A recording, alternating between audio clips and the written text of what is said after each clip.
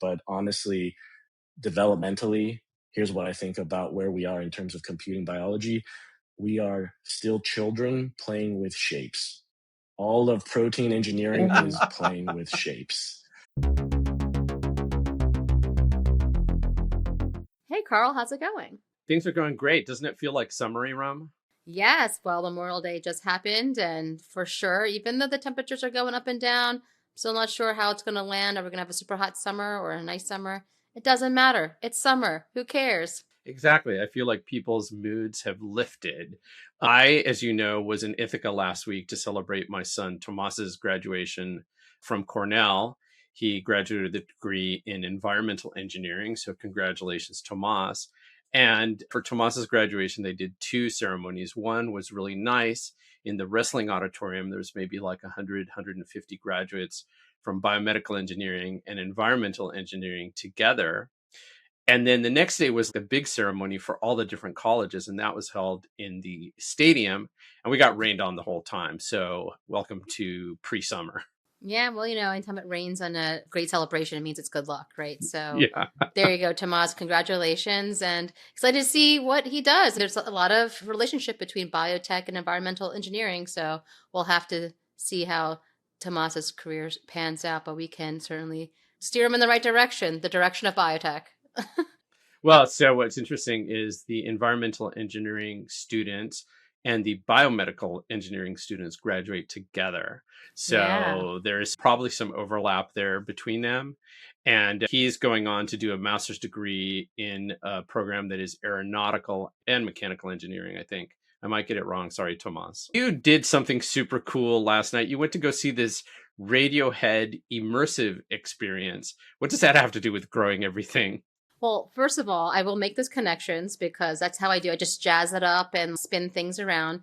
But I'll have to say that I love Radiohead. I've loved them since I was a high school student. So you guys can get a glimpse of who I am from Radiohead. Like that is the soundtrack of my life. It's a bit melancholy, not really uplifting. So I do have other music that I listen for that.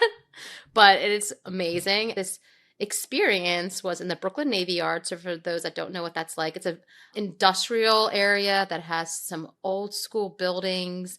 What happened for Radiohead was Tom York, who's the lead singer, the producer and creator of Radiohead, and some other artists came together and they took this old space and they put up an exhibit and then this immersive experience, which was 4 large screen TVs that had spatial audio speakers. And then they ran this 1 hour music video for the album called Kid Amnesia or Kid Amnesia. I always forget which one it is. But I will say that it was very moving. And you could see how there was an evolution from Tom York's early career to now and how there's this mix of media and innovation in sound and audio and how each of the songs were more elevated. And then this music video was just so bizarre. You have to watch it, but there's these unique creatures and these unique worlds, and then the music of Radiohead in the background. But it was a commentary on society and who we are as individuals. And before the music video started, it's like very like, just relax and watch this. But on the screen, it had a timer, and it was like, lay down, everything, but just slow down, slow down, slow down. And to me, it was very emotional to just hear that and see that because I'm just moving so fast all the time. Like, we're always moving fast. I just feel like taking the time to just absorb this crazy, like abstract, but so relatable music experience was good for my soul and therapeutic in a way. Yeah, I mean, it sounds great. I was telling you before, I'm a huge Tom York fan. I feel like he's been a gateway into a lot of experimental and ambient music. He seems like he was a huge supporter of Warp Records early in the mid 90s, early 2000s, probably introduced a lot of people to Aphex Twin, and that opens up a lot of other kind of experimental music. It sounds like a great experience. I've also been talking about going to the movies a lot. So I've seen some weird movies in the last week, but I think we can save those for later. Let's get into some biotech tea. Oh my gosh. Yeah. So you shared this with me. You shared this Intelligencer article, which is part of New York Magazine, about Cathy Tie, who is the co-founder or was a co-founder of a biotech company that was using gene editing to change up embryos for making unique organisms. And she co-founded it with Josie Zahner, who had a company that shipped CRISPR kits to anyone. And that company was called the Odin. Josie Zahner herself is a very interesting person. But this article, wow, Karl, like finally we get to talk about some gossip in biotech. And Cathy, she's known as Biotech Barbie, or maybe she's self-acclaimed Biotech Barbie. But I really found this so interesting because Cathy, she is really good at playing the piano. And like it started off that she rented out Carnegie Hall for her Which birthday. is crazy, yeah. Yeah. And had some other performers, but then she performed on stage in this beautiful gown. What did you take away from this? And there's so much to unpack here. There was a lot, but I think what I took away was what she's doing fits into the zeitgeist on the longevity side, because what she's trying to do is engineer embryos before they're born. So for intelligence, for physical traits, this kind of thing. And you pointed out that she had been married to He Jiankui, the Chinese researcher that was arrested after he CRISPR edited twins in the womb so that they would be resistant to the HIV virus. So really interesting kind of lineage. And there were some points in the article where it talks about Cathy's work, where she's debating ethicists and she's just kind of out there talking to a lot of people. It's going to be interesting to see where she ends up. I think she might be someone who we want to get on the podcast. Same with Josie. And I think if you are able to access the article, we'll put a link in the show notes. It is behind a paywall, but the comments themselves make it worth reading the article, because a lot of them are like, why is this in New York Magazine? Others are like, this wouldn't be in New York Magazine if this person didn't have money. Or if you're able to rent out Carnegie Hall, that already says a lot about you. So I think more biotech tea is welcome, and we're going to take it apart when we can. Yeah, if anyone knows, I mean, like just out of curiosity, because Josie Zahner, and I didn't know much about Cathy Tie until this article, but sounds like she's a personality, Josie's a personality, and both of them co-founding a company and now not working together. I want to watch that on Netflix. Like, what is this documentary about? How both of them came up into this world of biotech, met each other, try to create this company where they're trying to make unicorns and dragons. Like literally was like their mission to do that. And I'm sure Josie's still on it, or maybe Cathy's still on it. Both still focusing on engineering embryos. So it's just such a bizarre, real story that we need to continue following. I had seen Josie Zahner a couple times at events, and I was like, I got to come to the pod. And they were like, not right now. It's a crazy time. And I can imagine starting a company.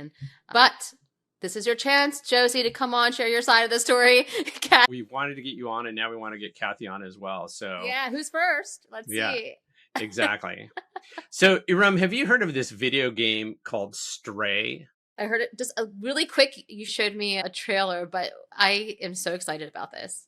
Okay, so I have to admit, I haven't played it, and it's not a new game. I think it came out at the end of 2025, but it just showed up in my feeds. And it's a story about a cat that's trying to get home, but it could also be looked at as a pop culture entry into a conversation our industry, or the synthetic biology, biotech industry, needs to be having, because it's talking about commercialization versus safety in bioremediation with engineered microbes. What? Yeah.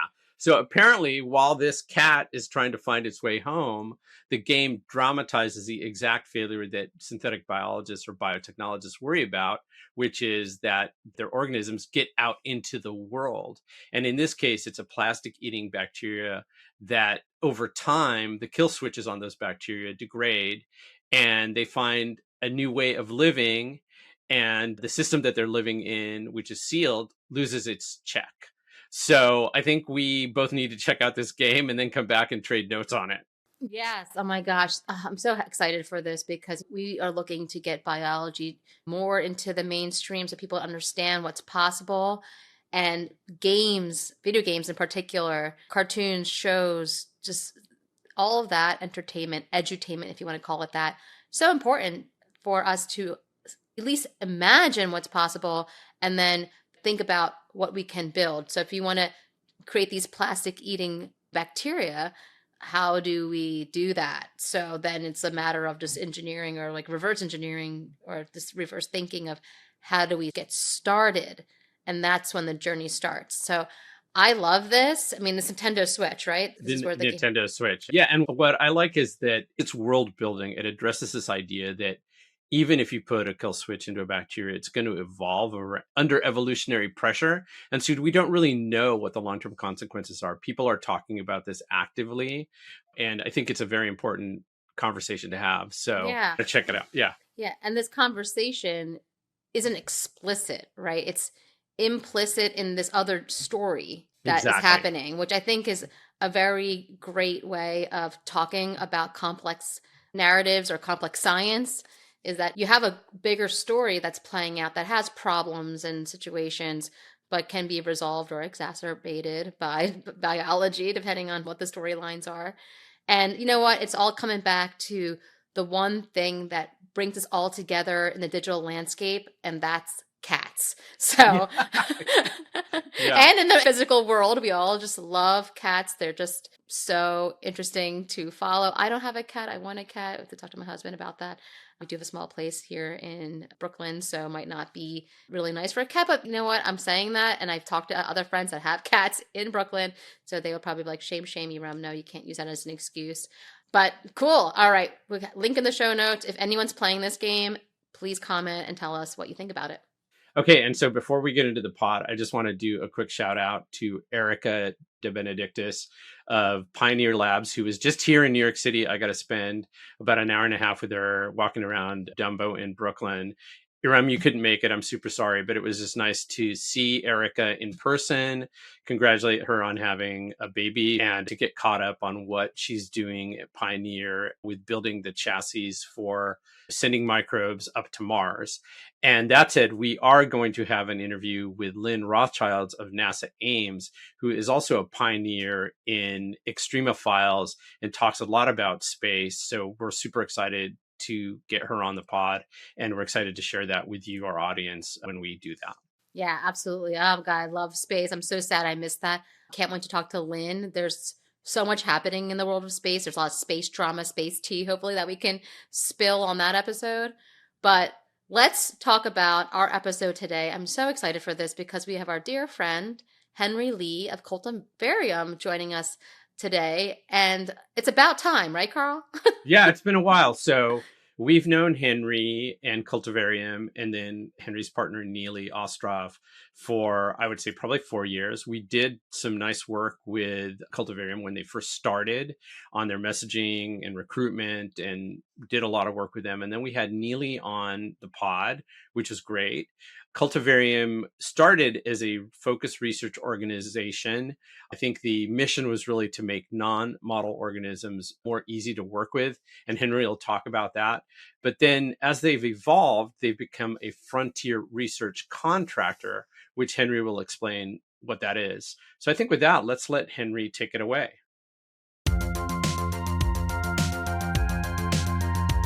Henry Lee of Cultivarium, we are so happy to bring you on to the Grow Everything podcast. Thanks for having me. Great to see friends, Karl and Erum. Let's start off by getting some background on who Henry Lee is. Your background spans electrical engineering, signal processing, synthetic biology, and bioengineering. What was the moment you said to yourself, I want to focus not on model organisms, but on the vast microbial dark matter, the stuff that most scientists ignore? What was really fun about that transition is I grew up around computers. I grew up building circuits, and that was really great trying to figure out how you program bits, right? And right about when I was graduating undergrad, a bunch of professors were talking about how cells were like computers and how genes are parts of circuits. And I thought, wow, I got to really go check that out. And the funny part about doing this is I just had no idea what the jargon was. I didn't know what a gene was. I didn't know what an operon was. I spent 6-9 months trying to figure out what anybody was talking about in lab meetings. And so it was a really big transition of trying to understand what the biology lingo was.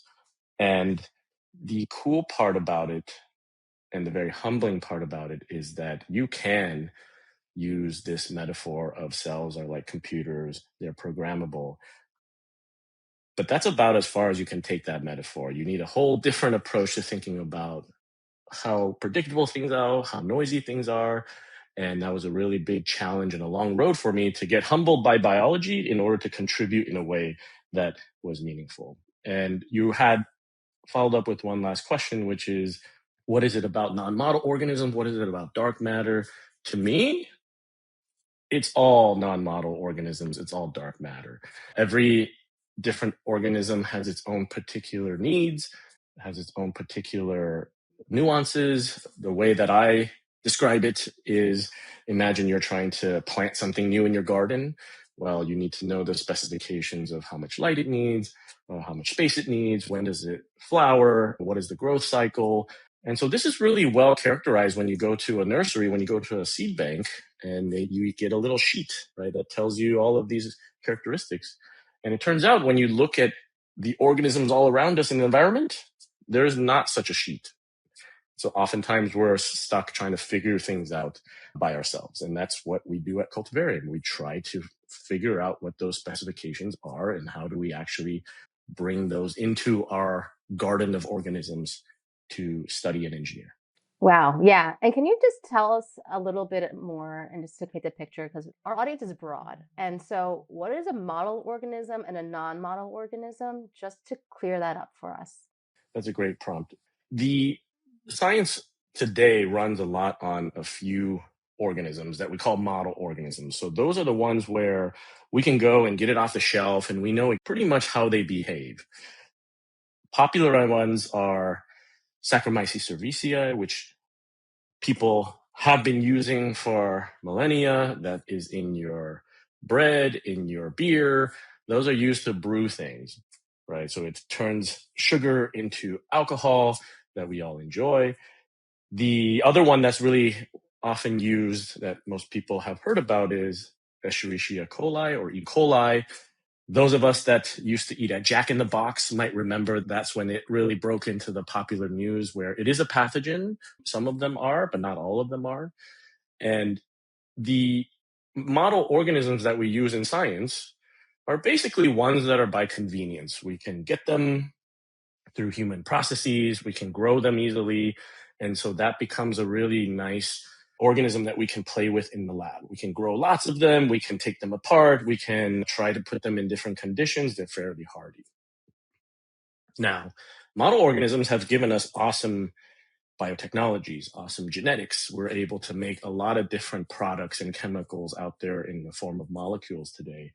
But what we're running into is that oftentimes in this modern day and age, we want a more exotic molecule. We want more production out of less input. We want more intensive processes. So one way to meet those needs is to say, okay, well, what else exists in nature?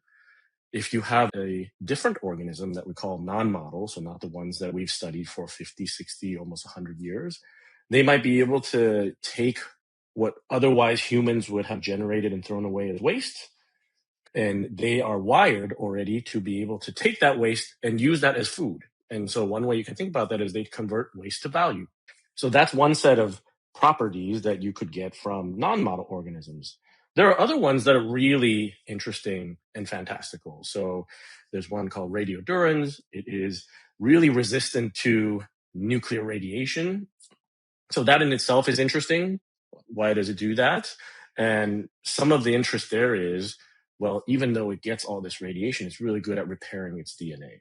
How does it do that? And how can we use those learnings for better health for us so that we can protect against DNA damage that might lead to all sorts of disease, including cancer? So these non-model organisms, however, just have not had a lot of people dedicate their lives to studying it.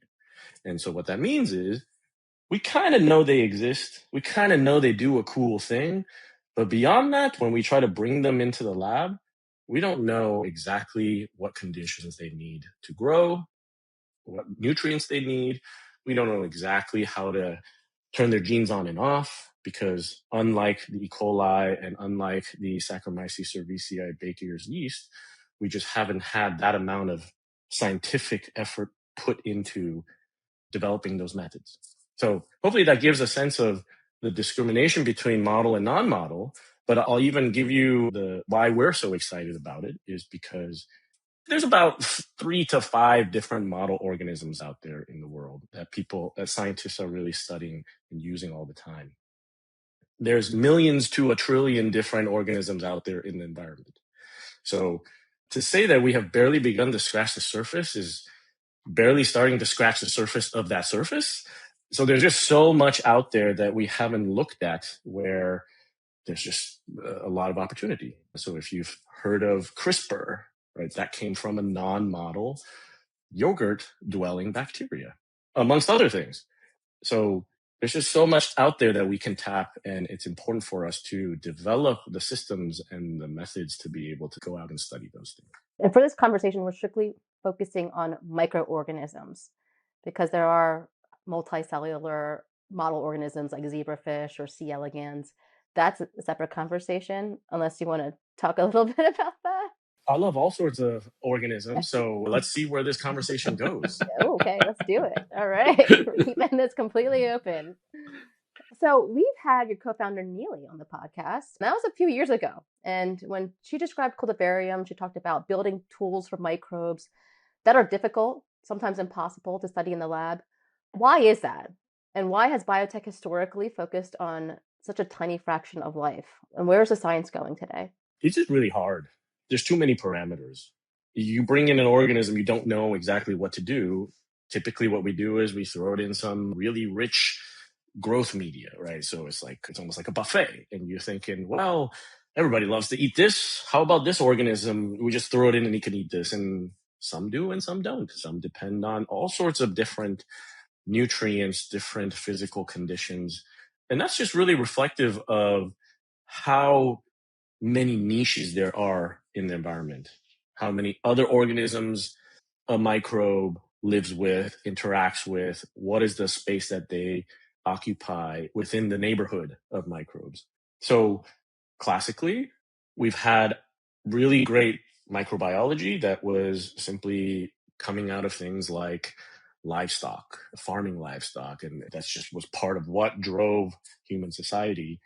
But we haven't really been able to study many of the other ones, even in livestock. So this idea of the gut microbiota that people are thinking about for humans, well, animal scientists have been trying to study that for a very long time. They know all sorts of wacky and wild things about animals and their gut microbiota. I'm going to just take a second to talk about a non-model way to look at non-model microbes. I had the pleasure of visiting Purdue University a few years ago, and I visited their livestock or dairy farm research area, and they showed me a fistulated cow. Very simply, what is a fistulated cow? I was going to say a cow biologist. We'll just leave it at that. I'm not a cow biologist, but they have multiple stomachs, and one of them is really close to the surface of the skin. And so what people have done is they've actually been able to do a bit of surgery and put a cork against the cow's, one of its stomachs. And so you can pop that cork off, and someone can reach in with their glove and scoop out a bunch of gut bacteria that lives inside that particular chamber of a cow's stomach. So that's one way that you can study it. And so why is that relevant? Well, that's sort of outrageous, but that also reflects how difficult it is to replicate those types of conditions in the lab, right? The fact that we had to do this surgery to do this to a cow so that we could sample something within its native environment means that something is really complex. It's about the heat, the humidity, the gastric juices. So there's all these things that I'm not sure I could really comment on, and it would be fun to have someone within the animal microbiota sciences come and comment on. But that's an example of how difficult it is to study all of these other microbes out there. First of all, yes, we'll have to bring Kevin Roloffs on the podcast because he is an expert in cow microbiomes. We got to see him at Synbio Beta this year. But great content for TikTok, this whole idea of like cow stomachs, because we were mentioning that Joshua Lachter of Roebling had talked about vulture stomachs, and it got like 50,000, 60,000 views on TikTok and all these comments. Yeah. I'm So trying to. let's Yeah. see. All right, cow stomach. Okay, we got one. So Let's see what riffs. Let's see I'm what going to riffs. continue that conversation by saying Cornell also has a fistulated cow. And whenever my son Tomas would feel depressed or uncertain about what he was doing, I would say, "Have you gone to see the cow yet?" And he'd be like, "Why would I do that? That's so gross."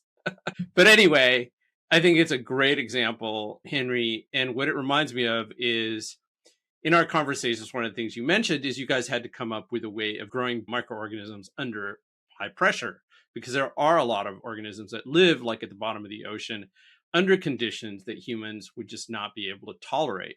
So can you help our listeners visualize what they would see if they came to Cultivarium's lab there in Watertown, Massachusetts? If they interacted with your platform, what would they see was happening? What we have a lot is you come in, there are little chambers, call them incubators, of all different temperatures that either are static, they don't move, or there's a little stage in there that moves, and that is to shake them. We also have ones that are sealed against oxygen because there are microbes like from the gut or from the soil that are anaerobes. So they do not use oxygen. In fact, if you expose them to oxygen, they die. They accrue too much oxidative damage, for example. So they really literally just cannot survive. Now, one of the initial ambitions was let's culture a bunch of things. Let's get hydrothermal vent just replicated using hardcore engineering. That is just really, really hard. So what we did in our first 2 years here was we were studying how other people study growing microbes. So there are some immensely impressive campaigns. There's a Japanese scientific group that has spent, I think, 7 years trying to culture one particular microbe in Archaea. And they have finally been able to say, we think we got it. But it took them about 7 years. And that's an amazing feat of patience, diligence, persistence, all of those things, which honestly, I don't know that that's the type of science that we do here in America. And I think that's okay. That's okay. I think in science, we need a portfolio of people attacking things in different ways. So one of the things that we ended up doing was we said, okay, when it comes to growth, just growing a bunch of cells, what are some of the things that people miss? What are some of the things that we really would like to say about how you grow cells? So what we did was we took a look at all of the different microbes, bacteria mostly, that have been taken from the environment. Someone has stashed them in what's known as a strain bank. So you think about it literally, there's a bank where researchers say, this is awesome. I have this thing. I grew it in exactly this way. You got to keep it forever for everyone else to study. And so we use those because people have already put in a tremendous amount of work, hundreds of years worth of strain banks. We want to leverage that and try to push that work on. What we found are a couple of interesting things.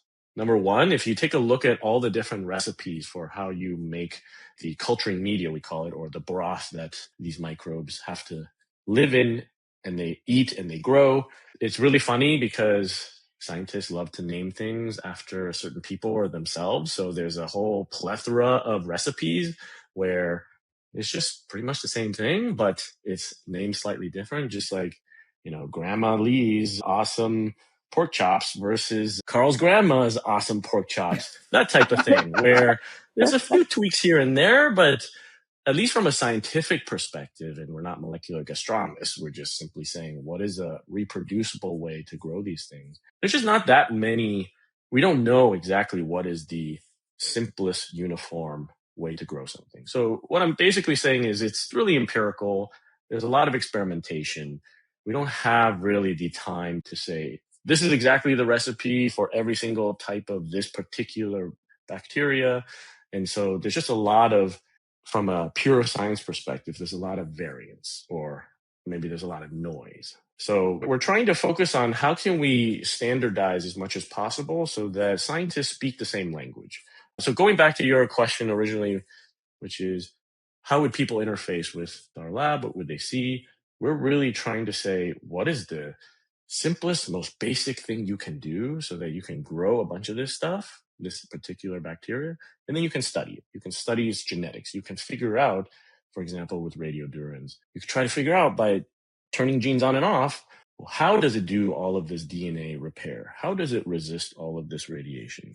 And so there's lots for other scientists to work on. We don't claim to do it all. We're trying to get people tools and get people the ability to play. I find it so interesting. So I studied plant cell and tissue organism culture with a guy named Murashige, and he has Murashige salts are named after him. But there's many recipes of Murashige salts depending on what you're trying to do.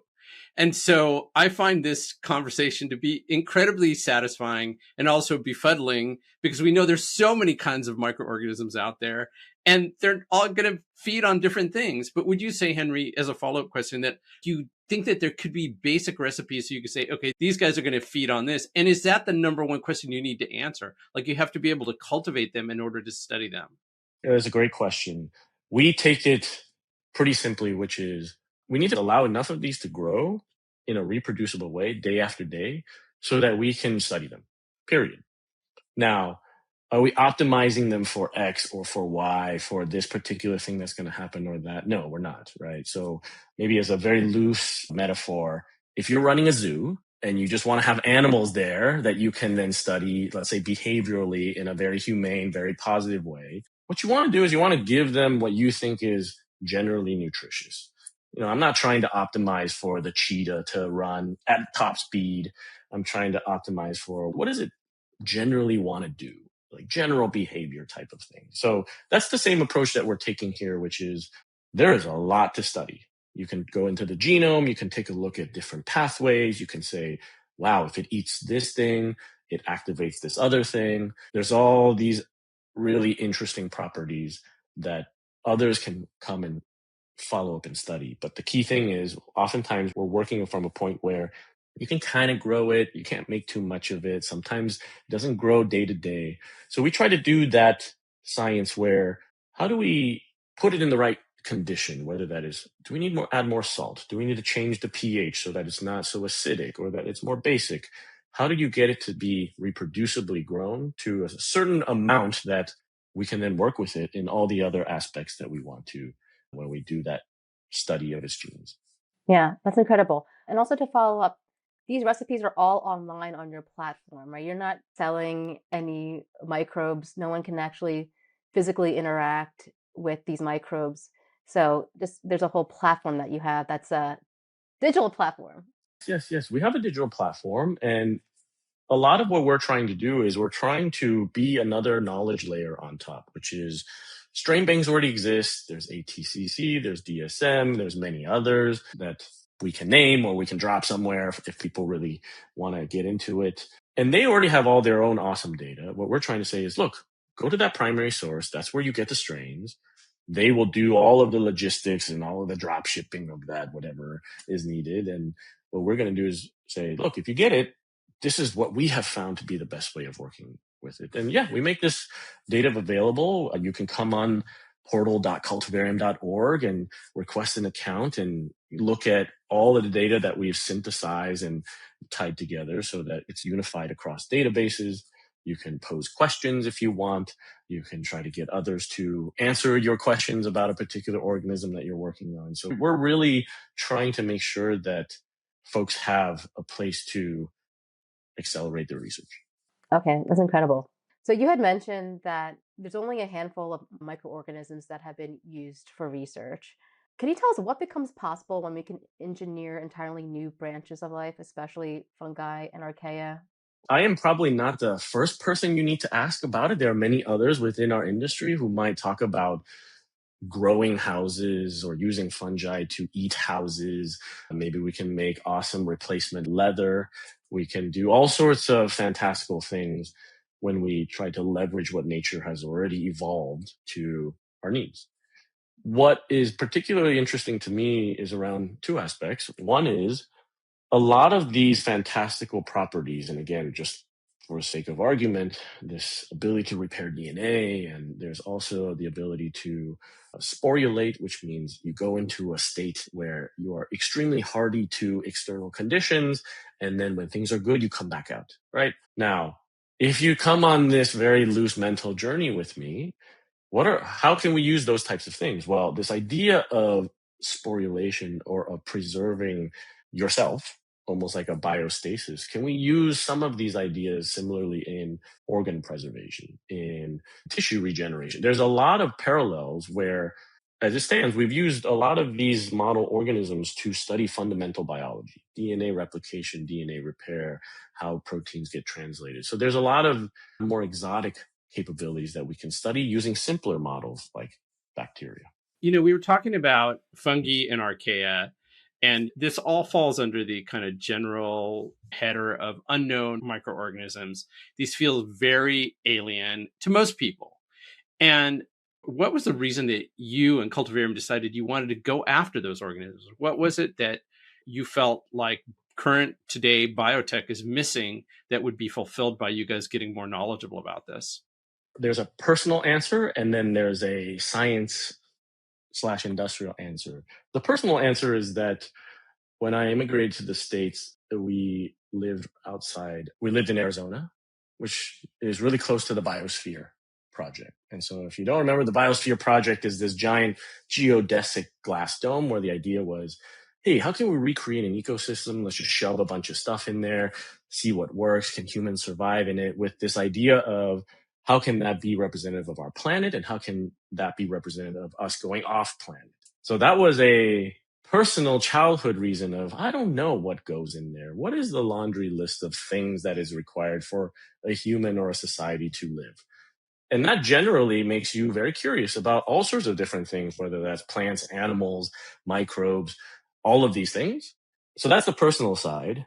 The science and the technology side really is that a lot of us got into science to be able to explore a frontier, to be able to say, hey, what is this new phenomenon? And maybe that is a way that we can bring something that is awesome, that will make a step change into how we think about things today. So there are awesome people out there pushing the boundaries of what's possible in science and industry.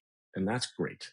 But one thing that we have seen over time, even through a signal like Nobel Prizes, is that there are several Nobel Prizes awarded to things that you find in non-model organisms that then are transformative to everything that we already know we care about today. That are things like the green fluorescent protein from jellyfish that has helped us look at how cells behave and how genes behave, right? Who would have thought to look at jellyfish? That's amazing.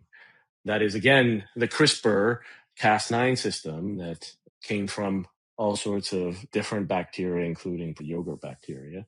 So there are these ideas where you want to say, wow, what has nature invented? And how can we just go out and find it and then try to see how we can use it, right? So I'll summarize this by saying there's really two opposing forces here. The personal side is, if we ever find aliens, I want the officials to come and find me so that I can go study it and tell them what it's about and how it works. That's the summary of that part. And then the science and engineering part is just, how can we leverage the fact that nature has invented a bunch of stuff, and how can we basically just be kind of lazy in not having to invent everything from scratch and saying, that was cool, let's take that, tinker with it, and then repurpose it, right? So we believe that there's a lot of opportunity to make an impact on the science in terms of fundamental understanding about biological systems, and to be able to unearth tools or genetic programs that then can be meaningful advancements to health, materials, planetary scale issues. That's incredible. I will have to say that being called upon when aliens are discovered was my main motivator to study forensic chemistry in my undergraduate. So we have same motivations. It's going to take a team. It's going to take a team. I hope, Yes. we want to all be called up. Henry, you're talking about non-model organisms, and you're sharing with us that this means dealing with uncertainty, failed experiments, and systems that don't behave predictably. So can you share a spectacular failure that ultimately led to an important insight? I'll give you a very specific example, and we've shared a manuscript that's out on bioRxiv. So this is a server where you can just see science being published as soon as possible. So here's one thing that we've learned. There's one particular bacteria called Sporocercina pasteuri, and it is used to basically make biocement. This microbe loves to make these really mineralized material if you give it the right input feedstock. Now, there are companies that have been launched to try to commercialize this at scale, and there's just a lot of interest in trying to make cement more green. Now, one of the key challenges of people trying to commercialize this, and maybe even a bigger challenge of people trying to understand how this works and trying to turbocharge this organism's ability to do so, is that no one has really been able to turn its genes on and off. We haven't been able to do DNA delivery, which is what we call it, to be able to say, here's a piece of DNA that we've designed, and it specifically either turns something on, turns something off, interacts with this.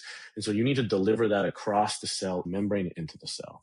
And then you need to be able to make sure that that piece of DNA functions. So this is the core of what Cultivarium is built to do, is built to say, how can we actually do these manipulations on the genome level to these organisms? So long story short, we tried to tackle Sporosarcina pasteuri directly, head on. We failed spectacularly. All of our tools, all of the things that we tried just could not get it to happen. So what do? We gave up, like most people did. And then what we said is, okay, well, we have this other idea, which is, you know what? Let's just go out there in the wild. Let's collect a bunch of samples, and let's pick a bunch of these colonies of different bacteria, and let's see what we find.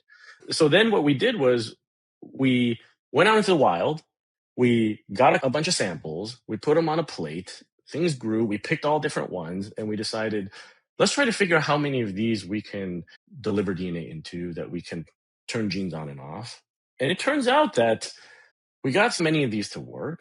And upon further analysis, what happened is that we actually ended up finding a bacteria that was a cousin of Sporosarcina pasteuri that we were able to do this work with, this genetics work with.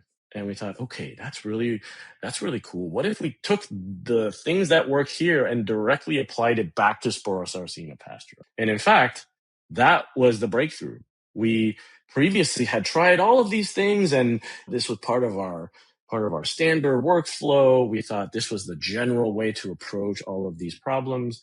And how we ended up being able to figure this out was we went out into the wild, we studied a bunch of other things, and we thought, oh, wow, this was related to this, and somehow the methods match, right? And so I think the point of telling that story really is that oftentimes in science, we have this one goal, and we're very immovable about the way that we approach it. We think there's a linear pattern to it. And this is a story as old as scientific time, if you talk to a bunch of people who do science. And there's always room for play. There's always room to stumble and wander, and to be able to look at a bunch of non-model organisms that are even more non-model than the one that you were hoping to work on. And then you can bring those learnings back and apply it. So that's really one of the key lessons that really reinforced both our way of doing science, which is, let's be ambitious, let's have a target in mind, but let's be open to changing the way that we approach it. Let's have some patience and some grace on when and how we get there.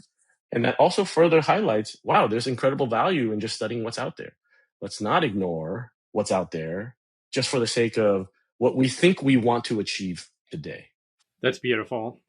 Yeah, I love that. What happens when you're able to unlock organisms that have evolved for extreme environments like heat, salinity, acidity, radiation? What kind of real world applications are you most excited about? Here's one that's top of mind for us these days, which is oftentimes when you're talking about fermentation, right? Fermentation, giant tanks, lots of material use. It turns out when you start thinking about it very deeply, and especially when you are not only the process engineer, but the people who are trying to make money off of such intensive processes, you start caring about things like, how much heat are you putting into the system? How much are you cooling the system? And how much sugar are you feeding in? What kind of sugar? And then here's another one that's fun and important, is how much fresh water are you using, right? And so we know that fresh water there's fortunately enough for most people in the world, but it's never a good thing to have processes compete with fresh water, because humans need fresh water. And if we can wean other things in the world like fermentation organisms off of fresh water, that's good. We can use it for other aspects of human society. So one of the things top of our mind is, how can we reduce freshwater burden and not have our fermentation products that might be fermenting things that are commodity chemicals? Let's not have that compete with freshwater. So what does that mean directly? You might want to use organisms from the ocean, right? There's lots of ocean water. Can we pump some of that in? Can we use and engineer an organism that thrives in seawater, or at least in that salinity, and have that be our source of water that we continually use? So that's one example. Along those same ranges, for the very practical outcome, is there are certain organisms that grow really well in human waste water systems, right? Let's use those so that we can take wastewater and both get cleaner water out on one end and get high value products out on the same end, right? Or maybe split into different streams, but you get what I mean. So those are some of the very practical aspects where using more extreme biology, or what we consider not your classic model biology that we've been able to commercialize, that might help us do all sorts of different chemistries and sorts of different processes that are not only better for a lot of the intensive processes that are now competing for our natural resources, but that might actually also be commercially more palatable. You have me thinking about like underwater bioreactors. So like my mind's like spinning now. This is why I love talking to you. You have trained with pioneers like Jim Collins and George Church, both known for engineering biology at scale. How do those experiences shape your philosophy around building tools for the field rather than just products for a company? Those are two very, very ambitious and very complex professors and leaders of the field. So really the great thing about Jim is that he's very incisive about what he cares about what he thinks that scientists should care about, what is the actual problem, how do you actually tackle that problem. And then with George, I mean, what can you say about George other than the entire universe of possibilities is his immediate playground? So being able to go there and train with him, and more importantly, be part of the wonderful ecosystem of graduate students, postdocs, philosophers, artists, and all these other folks that pass through the lab, that was really a boon to be able to not only think about science of all different directions, all different types, all different possibilities, all different time scales, but also what does it mean to have art reflected in the science we do? What does it mean when we push science to the extreme and it maybe is viewed in an evil way, or maybe it's not so palatable to other people? So we start thinking about not only ideas of biosecurity, ideas about what are the ethical bounds, but also what does it mean for us to invest in different places in science, and how do we reverse some of the technologies that we've been building so that we can make it not a unidirectional choice of what we're doing. So it was a real pleasure to be able to train with both of them. And of course, both have really influenced the way that I think about science here at Cultivarium, which is we're going straight to the point. What is the problem? Let's try to think about it using all different approaches. Let's try to think about it using all different disciplines. And the universe of possibilities, we want that at our fingertips. So we try to emulate in our own little way here the ethos of both labs. I wonder if this is a good time for us to maybe diverge from the questions and talk a little bit about the state of science today. We started the conversation and you said, yeah, maybe I can talk a little bit about my point of view on what that is. We seem to be in this very interesting place where science funding writ large seems to be decreasing. A number of researchers have left the United States. We're in this kind of like ideological war against China, where they're spending a lot of money on research. Where's the silver lining for American science? Oh, I also want to add to this question because AI. Yeah. You're collecting so much data, so much information. There's so many microbes out in the world. How does that also play into this? So where's science going? If I knew exactly where science was going, then I probably should run for office. But thank goodness I'm not. I can provide some observations and some hopes, maybe. The way that science is being funded or manipulated, performed here in the States, I think that there's a lot of anxiety around that, of course, in the US. And there are certain labs that are getting hit harder than others. there's not a lot that we as individual scientists can do about that. And so I've tried to take a different approach, which is what can I learn about what the system has resulted in? What can we learn about how we do science moving forward? So there's a couple things that I would like to share as hopeful things, which is number one, we as scientists should and think about how we deliver more positivity and more goods to society. That is warranted. A lot of us got into science, yes, because of the joy and the wonder of exploring, but fundamentally, we are all trying to make a really deeply meaningful impact on society, just maybe with slightly different time scales. And we need to figure out how to approach that with a portfolio, just like your 401k, my 401k, everybody's investment fund. Everything is a portfolio of what's going to pay off in the near term versus what's going to pay off further down the line. So, can we build better systems to balance that risk? We should. And we will have to, just because of the way that the science infrastructure is now being changed. So I'm here for it. And so I think that that's one thing that we can look to in the future, which is how do we build a better system so that science can serve more and science can be a clearer positive force for more people. I think that what we're hearing today are a lot of concerns, mistrust of science. What is the value of it? Well, let's now do a better job of making sure people are educated on how well science can inform us of exactness and of just this is the answer no matter what. I think the core of science, as many learn in elementary, I think, is the scientific method is a continual iterative loop of I'm not sure, I'm trying to figure it out. And somehow we've lost sight of that in the public, which is we don't know, everyone. Here's the best evidence that we have, and we're all trying to figure out the truth so that it works out well for us. But it's good to ask questions. It's good to challenge it. It might need to be put in a certain way that is much more productive over a period of time. But what we're seeing is just a giant backlash against the work that we should be doing, which is communicating more, making sure that the public is with us more. So that's one piece. In terms of AI, I think it has the potential, and I believe it is an incredible force for positive outcomes, period. The way that I think about it is not only coming in the way that almost all nations on earth seem to be investing massive amounts of money in it. That it's basically inevitable. It is here. It is coming. It's going to be more money, more intensive, more attention paid to it. The best thing we can do is make sure that it is used in a positive way for science and for other aspects of society. So the way I think about it is let's grab onto the horns and hold on for dear life and try to steer it in a particular way. And we've found incredible uses for some of these AI systems ourselves. It's an ongoing thing, but that's work to be done. Amazing. So, we're getting close to the end of the interview, Henry. One thing I did want to bring up is you guys, Cultivarium, originally started off as a focused research organization. Now you guys are calling yourself a frontier research contractor. Can you explain what the structure is and why do you think the future of biotech innovation may depend much more on shared infrastructure?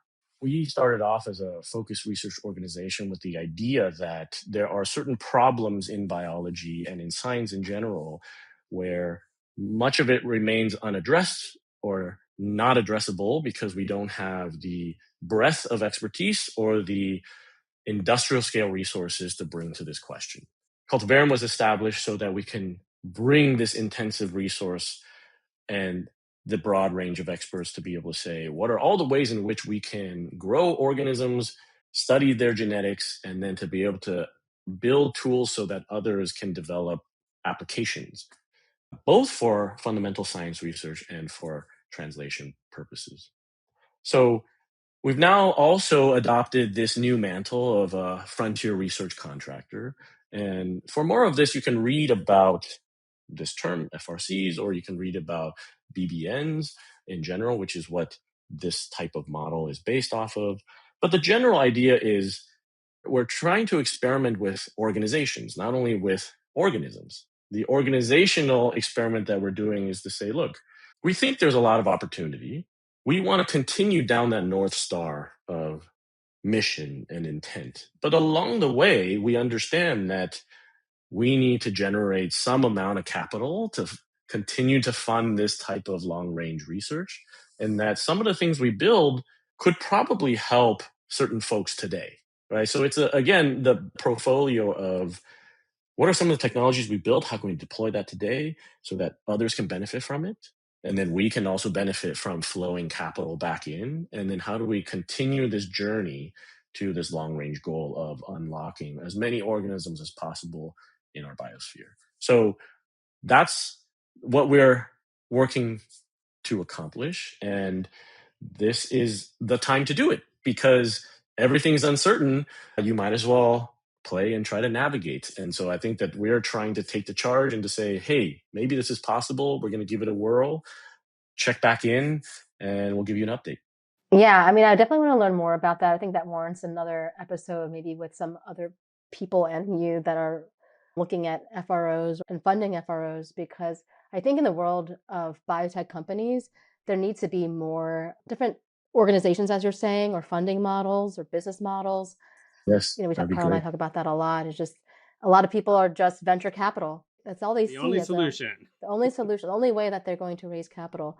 But that's not the only way. There's other ways of funding. There's other ways of setting up a company or organization and being able to lay it all out for innovators so they can see which would work for them, that there are other ways of creating organizations. So we'll have to circle back on that because we're That nearing sounds the end great. here and there's so much more to talk about. Yay. Okay. So we have just interviewed Senator Todd Young. That will be the episode before this one. Senator Todd Young is the chair of the National Security Commission of Emerging Biotechnology, as you know, and they proposed legislation to create the America's Living Library Act, which we've talked about at length, the idea that we can sample the U.S. public lands for different organisms. And sounds like there's like a great compatibility with Cultivarium. I'm curious if you engaged with them at all, and how could Cultivarium support such an initiative? I think it's a phenomenal thing that's been proposed. I think Senator Todd Young has been at the forefront of helping push a lot of not just sensible, but really exciting initiatives. I really commend him on that leadership, and I hope that a lot of that works out. Cultivarium would be delighted to support, and we've sent notes into his team to say exactly that. We would be delighted to support in whatever way there is value. The Living Libraries Act is a great way to start. The US is an entire continent east to west, right? And we have all the different biomes. So certainly we must have incredible inventions from evolution that we can take and bank from nature and to be able to use that for positive outcomes. Absolutely.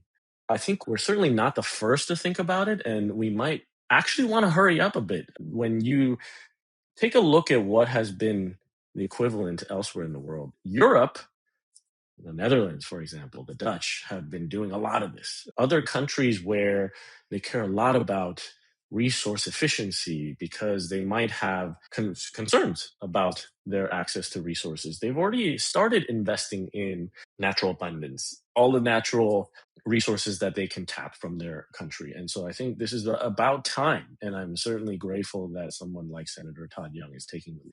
I want to say that I would love for it to go even further, which is it's one thing to take a sample and to do the DNA sequencing and to say, here's a list of stuff, right? It's another thing to say, well, then that particular organism we can then take into a bioreactor and then ferment it and then get a product out. And the hardest work of what is being proposed is there has to be teams that go out there and collect this material. And so if you're going to collect this material, but then basically lyse all the cells, just basically kill all of them and take their DNA so that you can sequence them. Well, that's all good and fine, but I would encourage us to think about, can we just take a sample and bank it, right? Almost like the Svalbard seed bank, which is let's have a copy and let's have multiple copies, right? I think one of the key things that is a shame, for example, about there's this tale of the Alexandria Library and how it got burnt down and how that set science back hundreds of years. Well, the takeaway there isn't that it burnt down, it's that there was only one copy.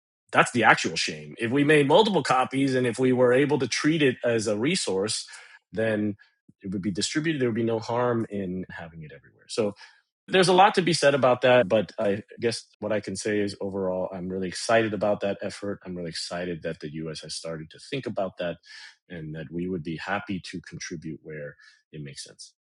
Awesome. So let's just put on our future hat, thinking 10 years in the future. What scientific breakthrough or enabling tool do you think will completely transform our ability to study and engineer the microbial world? Well, if we're putting on our future hat, then everything is possible. And it's not just microbes, it's all organisms on Earth. And what is possible is our ability to say, I'm interested in this particular property that I've observed in the wild. I want to know exactly what the genetic blueprint is, and I want to understand how I protect that at an ecosystem or ecological level, or how I imbue people who are in need, either because of disease or because of, I don't know, maybe some vanity. How do we give them that possibility, right? So I think really anything's on the table. There are ways in which we can think about the base case level, which is, yes, let's eradicate disease, just like what many other folks are working to do. But there's another level which others in the industry are really trying to promote, which is how do we live our best lives while being beautiful, while eating whatever we want or having whatever vices we want? And how do we enable that through better peptides, for example? So there's all sorts of ways we can think about the future. I would say that the key thing here is we need to engage with the public. We need to engage with regulatory bodies. I know it's kind of a downer, but the future for bio has always been whatever is possible that we see in the natural world, but it has always been gated for good reason by what do we accept in society. And so that also would benefit us modernizing that, having conversations around that. And I think that podcasts like Grow Everything tries to highlight that. I think that's great. I think that other efforts out there trying to propose new bills, trying to bring more biology into everybody's everyday lives, I think that's also great. Oh, thank you so much for the plug. We didn't pay him for that, Awesome. folks. You're not done yet. We have our quick fire questions. Are you ready? Let's go. Go, go, go. Okay. All right, here we go. If you had to pick one forever, fungi or archaea, which one would you pick? Why? Archaea. They are really weird. They are bacteria in many ways, but have systems that look like eukaryotes or like humans. It really feels like a crazy mixture of both. Lots to study there. Okay, what's one biotech buzzword you wish secretly would disappear? I have two. I would call it tech bio and the virtual cell. I think both are outrageously overused. Tech bio, biotech, it doesn't really matter.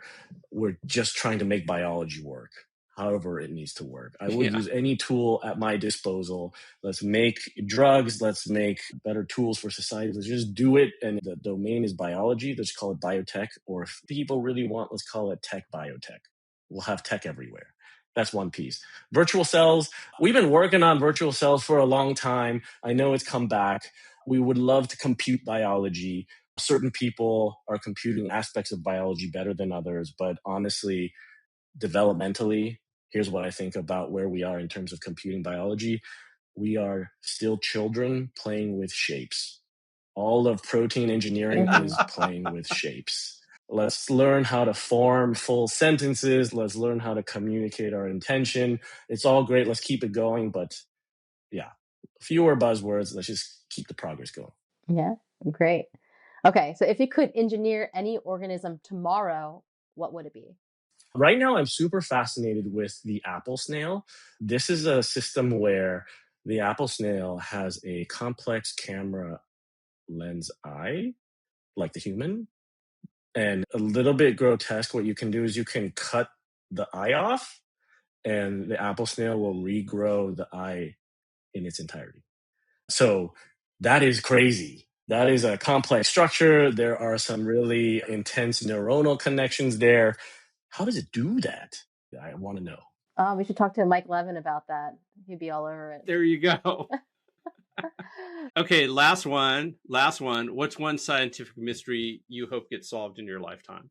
Are we alone? Is it a simple organism? Is it a complex organism? What kind of language do they have? What kind of substrate do they run on? Is it nucleic acids? Is it something else? Can they travel faster than light? How can we travel faster than light? The universe is really big. I think I listed at least one big scientific question out of that. There you go. I still believe. Yeah, I do believe as well. Henry Lee, this has been a joy. It's always fun to talk to you. We're so glad that our audience gets to listen to your wisdom. And thank you for coming on the Grow Everything podcast. Thanks very much for the invitation, Karl and Erum. It's great to see you again. And I'm sure I'll see you around pretty soon. Hey, this episode is sponsored by Messaging Lab. At Messaging Lab, we translate complex science and economics into compelling business narratives. And we have done so for the most successful biotech-forward companies across pharma, agriculture, personal care and beauty, materials, and the list goes on. We're here to make sure your ideas not only get heard, but resonate with your audience. So if it's time to amplify your company's voice and elevate your business, visit us at messaginglab.com. Let's grow. Erum, what did you think about that episode with Henry? Henry's so great, right? Oh my gosh, he's so much fun to talk to. I think we could have talked forever, but we don't have that much time. So, yeah. And I just love how Henry framed non-model organisms as this massive untapped frontier versus the few model organisms that science relies on today. And Senator Todd Young, in our previous episode, if you have not listened to that episode, I highly recommend that. He also talked about that there's so much information and intelligence and functionality that is in the world of biology, and it's just sitting right there in front of us. And all we need to do is look. Looking is hard because you need a lot of equipment and being able to understand how the genomics works, how the phenotypes express themselves, all of those things. But I'm excited that Henry has this amazing organization that's being able to make it more easy to work with non-model organisms. What did you think, Karl? What I love about Henry and the fact that we know each other and able to text him and get to have these regular conversations with him is just the way he thinks. And he has said this to us, and I know we've mentioned on the podcast, if you're trying to do something with biology, there's probably a microbe out there that already does it. And it's just unfortunate that we don't have enough knowledge of the microbiology on our planet. So we're stuck, or scientists are stuck with these 4 to 5 model organisms that they use all the time. So I'm applaud Cultivarium's efforts, and I want to see much more of this.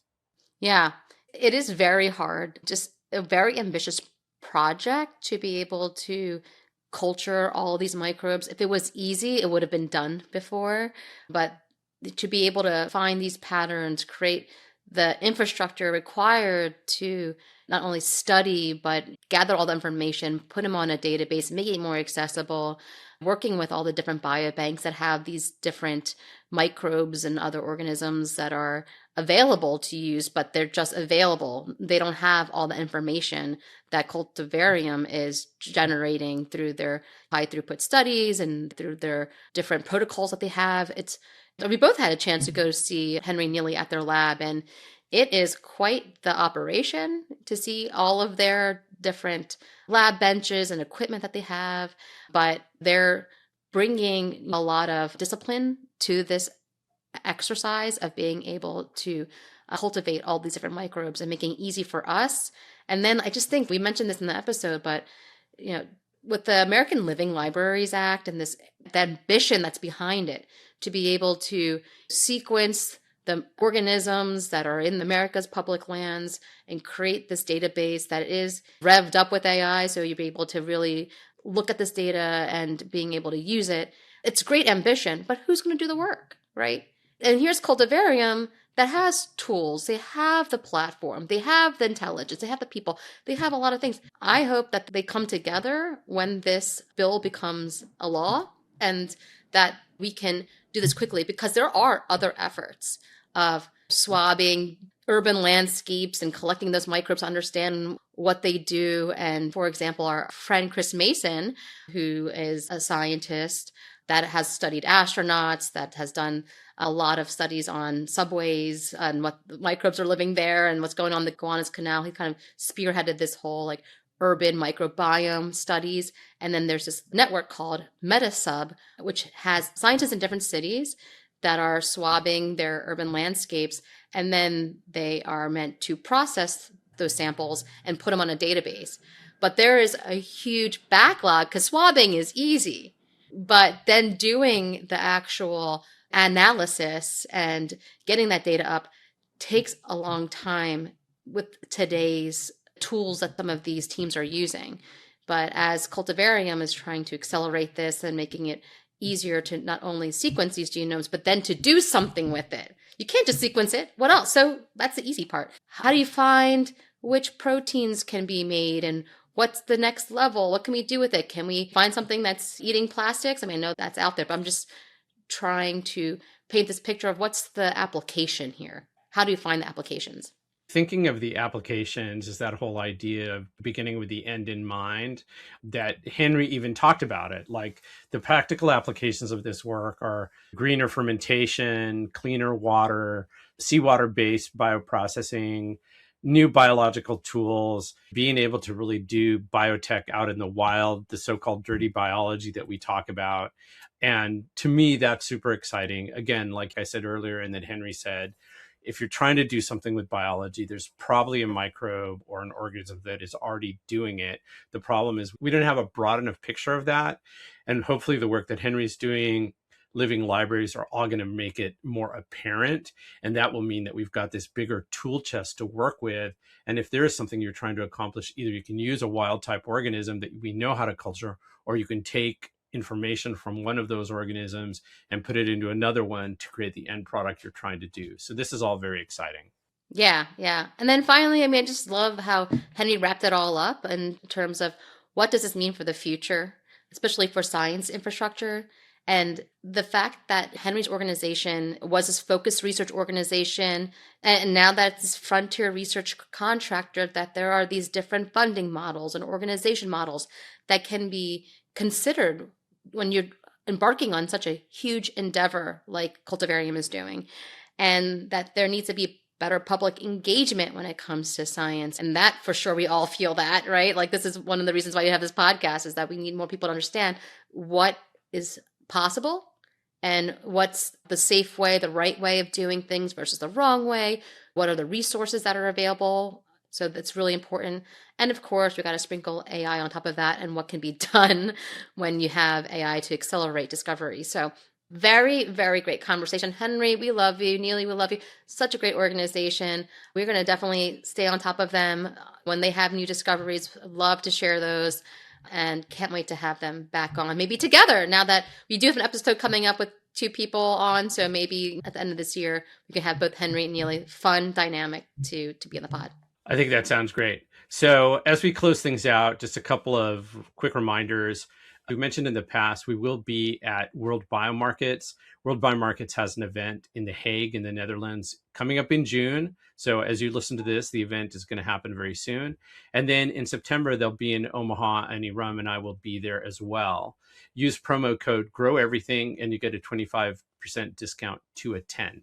And thank you so much for tuning into the Grow Everything podcast. If you have any questions, comments, if you have any tea, biotech tea in particular, please share it with us. I mean, we are so interested. And you know what? You can leave us a voice message. We could throw it on the air. Let's get creative. This is a summer of being creative for us. Hot Girl Summer was a couple summers ago. Hot Biotech Summer. Maybe we can do that. But our contact information is in the show notes. So please reach out and don't forget to subscribe to our Substack so you can get Grow Everything delivered to your inbox every week. Let's grow. All right, let's grow.